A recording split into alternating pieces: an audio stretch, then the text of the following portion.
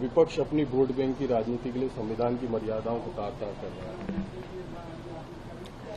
मैं आदरणीय प्रधानमंत्री जी, संविधान खतरे में है, बहस से देश में आरक्षण खतरे में है, बहस से लोकतांत्रिक मूल्यों की हनन का सवाल देश में उठ रहा है, मीडिया की स्वतंत्रता का।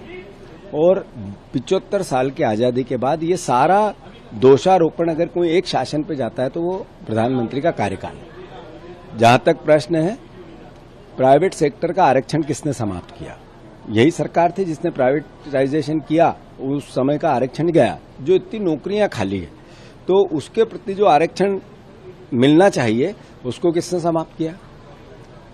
जैसा देश के संविधान के स्वरूप को बदलने की भावना बार बार आपके नेता करते हैं, लगातार करते हैं, और आप उस पर कोई नोटिस नहीं लेते हैं, न उन पर पनिशमेंट करते हैं, वो अपना काम करते हैं।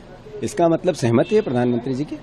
तो देश समझ चुका है, देश ने समझा है, तभी चुनाव में इसका असर है और तभी प्रधानमंत्री को बोलना पड़ रहा है। संविधान खतरे में है, आरक्षण खतरे में है, मत देने का अधिकार खतरे में है और लोकतांत्रिक मूल्य खतरे में है, मीडिया की स्वतंत्रता खतरे में, देश में बहस है। ईडी को लेकर प्रधान आए कि पिछले कांग्रेस के 10 साल में 34 लाख करोड़ पकड़ाए थे, अभी तक इसका बहुत बढ़िया। इसका मतलब है कि प्रधानमंत्री के कार्यकाल में करप्शन बढ़ा है।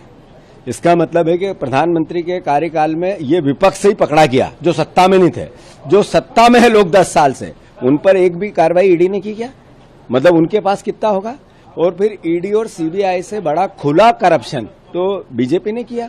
उन्होंने बॉन्ड के अंतर्गत जिनको धंधा दिया, जिनको ठेके दिए, उनसे पैसा लिया। जिन पे कार्रवाई की ईडी ने, उनसे पैसा लिया। जिन कंपनियों की इनकम ही 181 करोड़, उनसे 1100 करोड़ रुपया है। इससे बड़ा करप्शन तो कुछ नहीं हो सकता है। आपने जो संख्या बताया उससे बड़ा करप्शन तो बीजेपी में लीगल गया। यदि आप ये वीडियो YouTube पर देख रहे हैं तो हमारे चैनल को सब्सक्राइब करें और बेल आइकन को दबाना ना भूलें। अगर आप Facebook पर ये वीडियो देख रहे हैं तो हमारे पेज को लाइक करें। आप हमारे WhatsApp चैनल बंसल न्यूज को फॉलो कर हर दिन लाइव अपडेट्स भी पा सकते हैं।